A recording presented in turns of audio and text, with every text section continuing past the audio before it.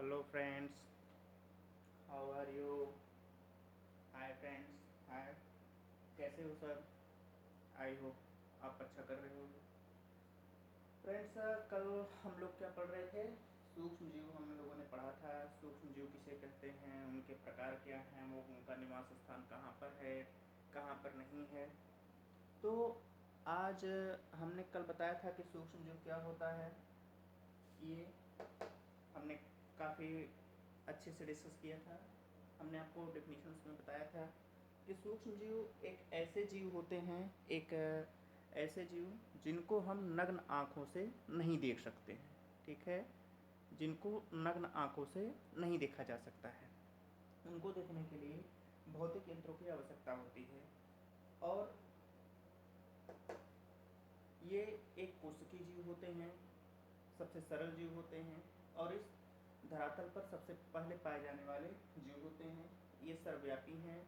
तरह तरह के हमने डिफिनीशन आपको बताया था, वो हमने आज ब्रीफली रिवाइज किया। आज हम कल लेक्चर खत्म होते होते हमने आपको बताया था कि सूक्ष्म जीव कितने प्रकार के होते हैं। तो सूक्ष्म जीवों के हमने आपको प्रकार बता दिया था: जीवाणु, कवक, शैवाल, प्रोटोजोआ।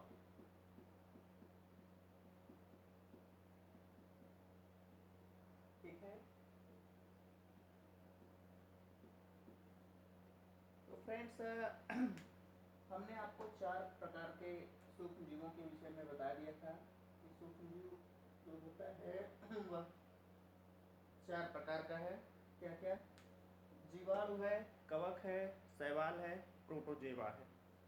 अब इनमें से हम हर एक पर अच्छे से देखेंगे क्या होता है क्या नहीं।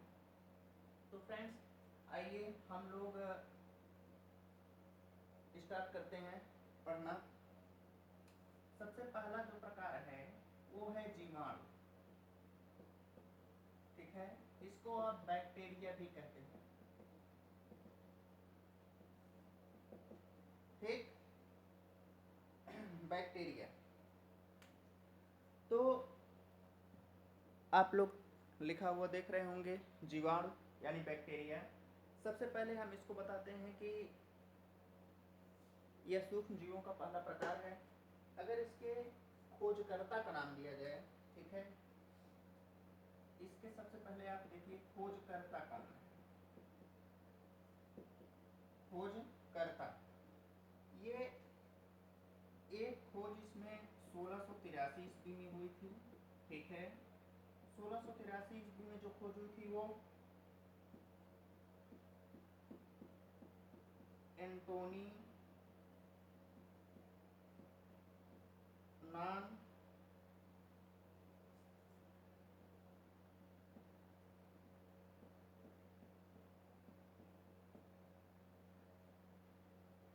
ल्यूवेनहाक। जीवाणु की 1683 ईस्वी में एंटोनी नान ल्यूवेनहाक। लेकिन इसको नामकरण दिया किसने? जैसे एक होता है कि किसी ने खोज कर दिया, उसका नामकरण कौन कौन किया? तो नामकरण पर आते हैं 1819 में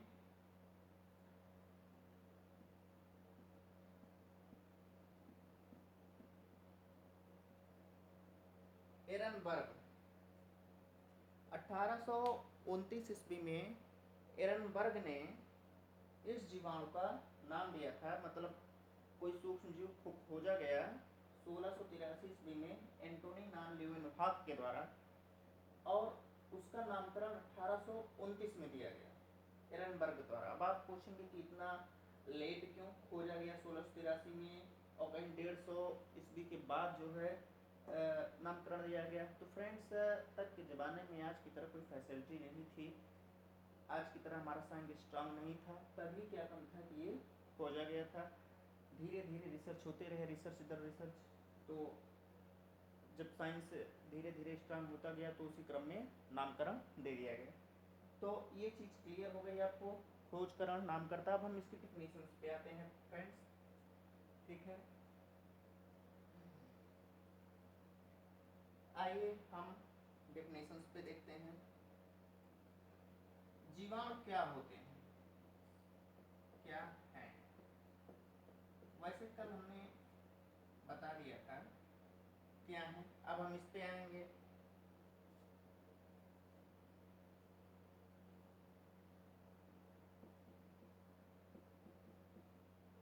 सबसे सरल एक कोश की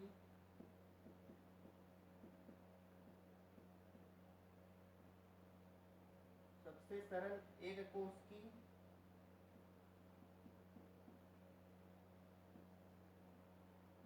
आद्य जीव, ठीक है, अति सूक्ष्म,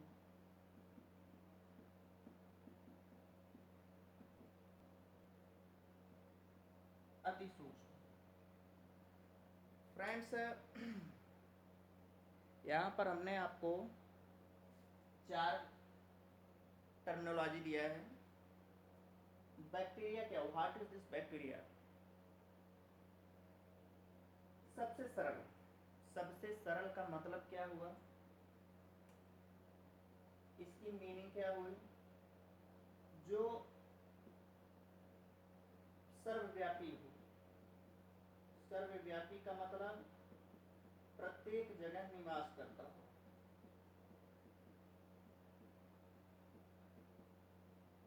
प्रत्येक जगह निवास करता हो, कोई जटिल संरचना ना हो,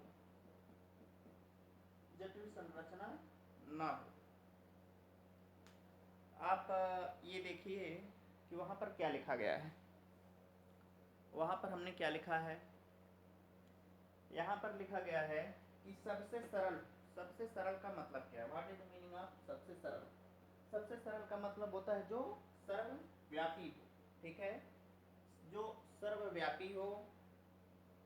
सरल का मतलब हमने बताया, सर्वव्यापी मतलब प्रत्येक जगह पर रहने वाला, प्रत्येक जगह पर निवास करता हो और जिसकी संरचना जटिल ना हो, ठीक है। जटिल का मतलब वहां पर जो कल हमने बताया था कोशिकांग, केंद्रक, कला, ये सब ना पाया जाता। मतलब सबसे सिंपल, जैसे हमने कहा कि मैंने ये उठाया है, आप इसको उठाकर ये रख दीजिए, सबसे सिंपल कार्य हो गया, ठीक है। तो उसी तरीके से सरल का मतलब ये हो गया। दूसरा है एक कोशिकी, जिसमें केवल और केवल श्वसन कार्य के लिए एक कोशिका पाई जाती है। बाहरी हल्की सी परत होती है जिसको हम सेल वॉल कहते हैं, ठीक है। वो जीव एक कोशिकी होते हैं जिसमें कोशिकांग नहीं पाए जाते हैं, केवल और केवल एक कोशिका पाई जाती है। अति सूक्ष्म है, जिनका जो लंबाई है 2 माइक्रोन से लेकर के 5 माइक्रोन, ठीक है।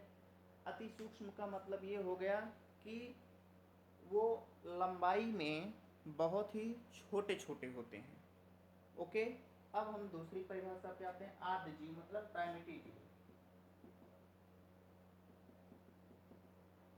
प्राइमेटिव का मतलब कोई विशेष कठिन वर्ड नहीं है।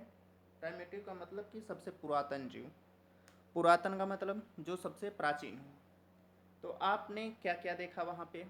सूक्ष्म जीव के प्रकार आपने देखा, सबसे सरल जीव, एक कोशिकीय जीव, अति सूक्ष्म जीव, आद्य जीव, एक ऐसे जीव जिनकी नख नाखों से नहीं देखा जा सकता, जो कि सबसे सरल हैं अर्थात सर्वव्यापी हैं, एक कोशिकीय हैं, अति सूक्ष्म हैं, आद्य जीव हैं, वे जीवाणु कहलाते हैं। This is bacteria. अब हम फ्रेंड्स इनकी कुछ विशेषताओं पे बात करेंगे। इनकी विशेषताएं क्या होती हैं, what is the characteristic of the bacteria. इनके जो सामान्य लक्षण हैं, ये कैसे दिखते हैं, कैसे नहीं दिखते, ठीक है। सामान्य लक्षण, सामान्य लक्षण में सबसे पहला फ्रेंड्स क्या आएगा, सर्वव्यापी जीव, ठीक है। कहाँ पाए जाते हैं? नभ, जल, थल, दलदल, मिट्टी इत्यादि में। बर्फ तथा गर्म जल के झरनों में, ठीक है।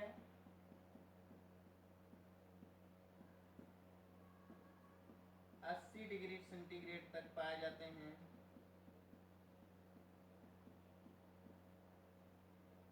थर्ड आपका क्या है, ये बहुत इंपॉर्टेंट है, इनको पादप जगत में रखा जाता है।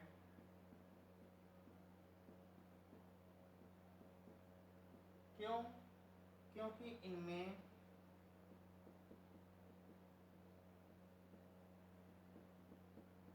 कोशिका भित्ति पाई जाती है।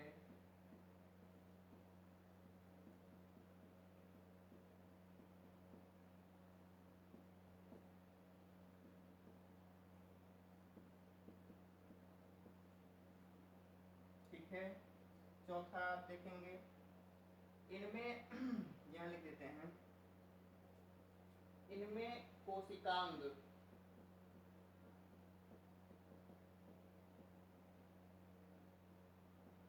अंतःद्रव्य जालिका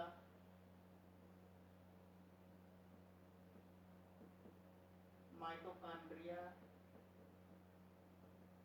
अभी एक एक चीज हम समझाते हैं, ठीक है। माइटोकॉन्ड्रिया और केंद्रक कला, ठीक है, केंद्रक नहीं पाए जाते हैं। ठीक,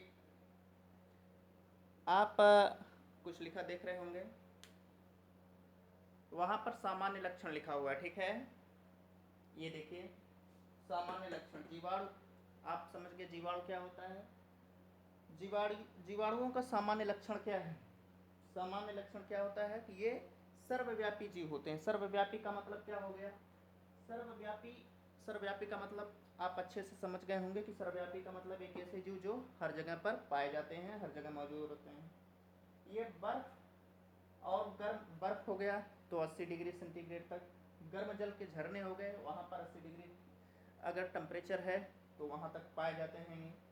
इनको सबसे बड़ी चीज़ जो हम इस पूरे लक्षण में सबसे इम्पॉर्टेंट है, जो हर परीक्षा में पूछा जाने वाला प्रश्न है कि अगर आपसे ये पूछ लिया गया, कोई भी कंपटीशन आप दें फ्रेंड्स, कि जीवाणु कहाँ पर पाए जाते हैं या जीवाणु को किस वर्गीकरण में रखा जाता है, पादप जगत में या जंतु जगत में, तो आपका सीधा सा जवाब होगा जीवाणु यानी बैक्टीरिया पादप जगत में रखे जाते हैं ऑब्जेक्टिव क्वेश्चन में।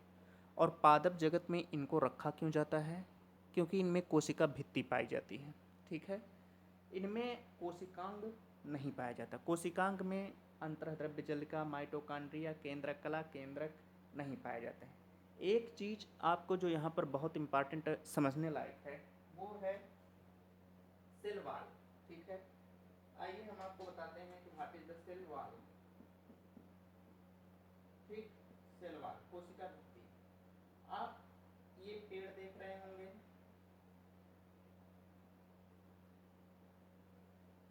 ठीक है, ये पेड़ आपने देखा,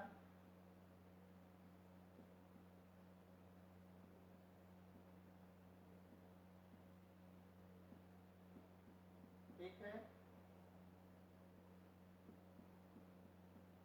ये जो बाहरी परत आप देख रहे हैं, ठीक है, यही है सेल वॉल,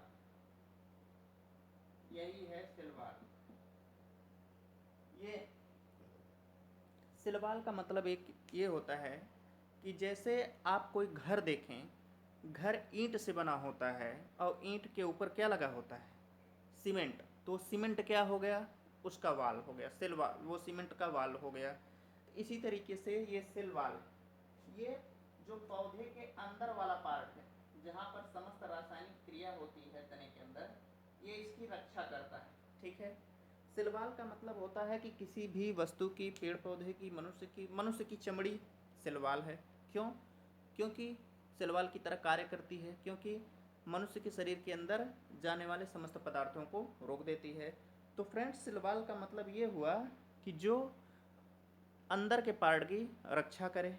ठीक उसी तरीके से ये पौधों में सेल वाल होता है, ये सेलुलोज का बना होता है, ठीक है।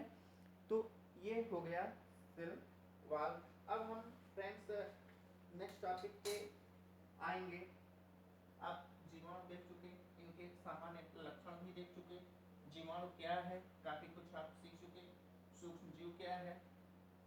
अब हम आपको नेक्स्ट पढ़ाने चल रहे हैं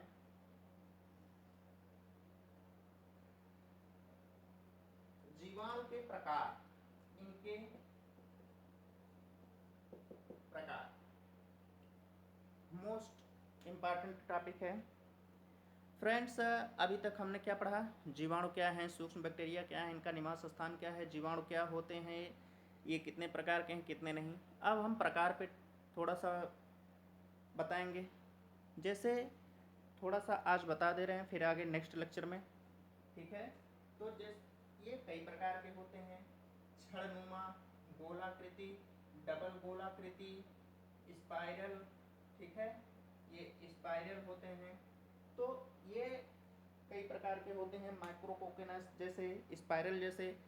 अब इन सब प्रकारों का क्या वर्क होता है हम नेक्स्ट टॉपिक में आपको डिस्कस करेंगे।